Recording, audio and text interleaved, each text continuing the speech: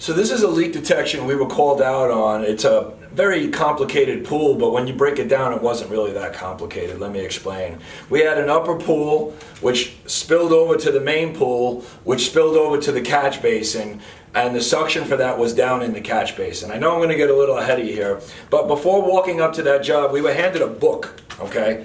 This is not from the pool guy that we did the job for. This was from an engineer customer, who are usually pretty much of a pain in the neck to deal with. But politely, we read it, we go through it. We're going to show you a couple samples of it.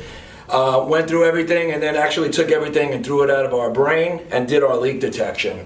The deck was cut up when we got there. There was exposed plumbing when we got there. And all in all, this pool did not leak. There was not one leak in this pool. We were there for 3 consecutive days, which is going to teach you, and as you'll see, looking for a leak in a pool that doesn't exist will make you crazy. That's why we have a 45-minute rule in our training, where if we don't find a leak in 45 minutes, take a step back, something's going on. I let my emotions get ahead of me on this leak, and I paid 3 days on it. So, learn from me. I have to learn from my own mistakes and check it out.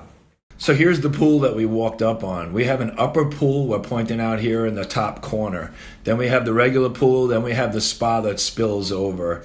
This pool wasn't designed very well, but let's not really get into that at this point. We're here to do a leak detection. So we listen to everything on this pool using the pool scope pipe mics. We're static testing, we're moving along. And this is what we actually walked up to on this pool. So somebody's been here, a couple of leak guys have been here.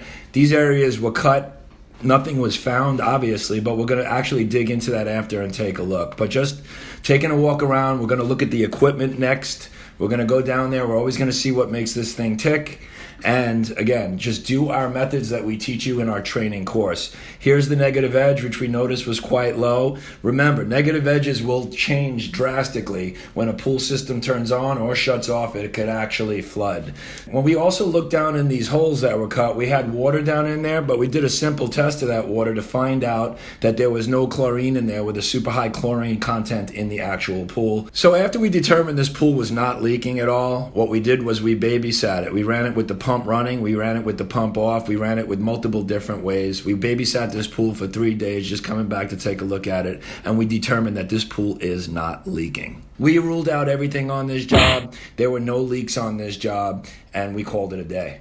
So learn from our mistakes, learn from your own mistakes. When you do our training program, again, you'll learn how to take a lot of this information that you're given, throw it out of your head and do a leak detection on your own. We performed a thorough leak detection on this job and found absolutely nothing. For more information, visit us at Leaktronics.com and check out our YouTube channel.